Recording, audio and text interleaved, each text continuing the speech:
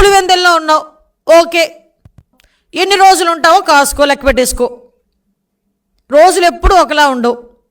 నువ్వు రాసిన ప్రతి రాతకి, నువ్వు వాగిన ప్రతి వాగుడికి, నువ్వు పెట్టిన ప్రతి పోస్ట్కి, నువ్వు చేసిన ప్రతి షేర్కి కూడా నా కొడుక ఆలోచించుకో. దానికి సంబంధించిన క్లియర్ కట్గా పర్యవేశానం ఎలా ఉంటుందో నీకు ఇన్ ఫ్యూచర్లో తెలుస్తుంది.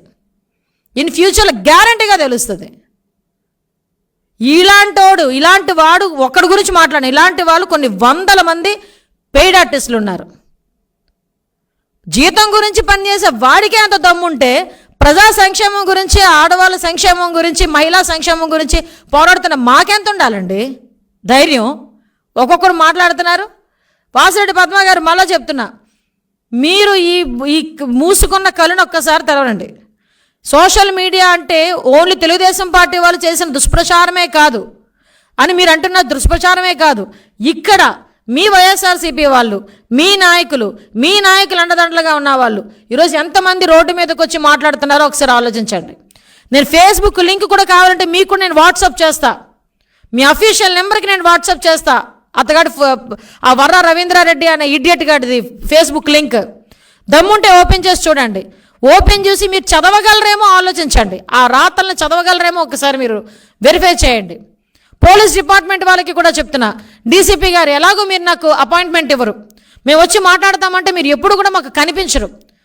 ఆ దేవుడు కనిపించరు అనుకుంటాం, కానీ మా ఊర్లో మా డీసీపీ గారు కూడా కనిపించరు మా ఆంధ్రప్రదేశ్ రాష్ట్రంలో. ఎందుకనంటే మాకు అపాయింట్మెంట్ ఇవ్వరు, అడిగిన అపాయింట్మెంట్ ఇవ్వరు.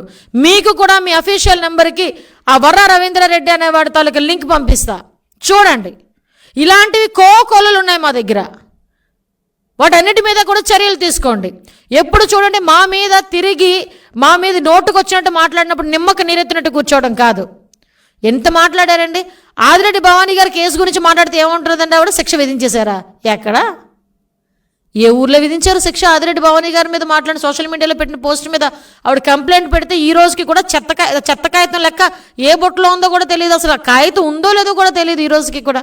ఒకసారి ఓపెన్ చేయమనండి. ఆదిరెడ్డి భవానీ గారు ఒక ఎమ్మెల్యే, ఆవిడ సోషల్ మీడియాలో ఆవిడ గురించి కొంచెం అబ్యూజింగ్గా మాట్లాడితే దిశ పోలీస్ స్టేషన్ ప్రారంభోత్సవం రోజున ఆవిడకి ఒక కంప్లైంట్ పెట్టారు. ఆ కంప్లైంట్ ఎక్కడుందో కనీసం దాని స్టేటస్ ఏంటో చెప్పమనంటే డీసీపీ గారిని. దానికి అతి లేదు. ఈవిడ కూడా దిశ చట్టం అని మాట్లాడిద్ది, తర్వాత దిశ ముసాయిదా అనిద్ది. అంటే వీళ్ళకే క్లారిటీ లేకుండా మాట్లాడే పద్ధతి. మళ్ళీ నేను ఎందుకు చెప్తున్నానంటే రిక్వెస్ట్ చేస్తున్నా, అమ్మ మీరు ఏదైతే సోషల్ మీడియా మీద చేసే యుద్ధం గురించి సన్నద్ధమవుతున్నారో ఆ యుద్ధంలో మేము కూడా పాలు పంచుకునేటట్టుగా అవకాశం ఇవ్వని మేము అడుగుతున్నాం.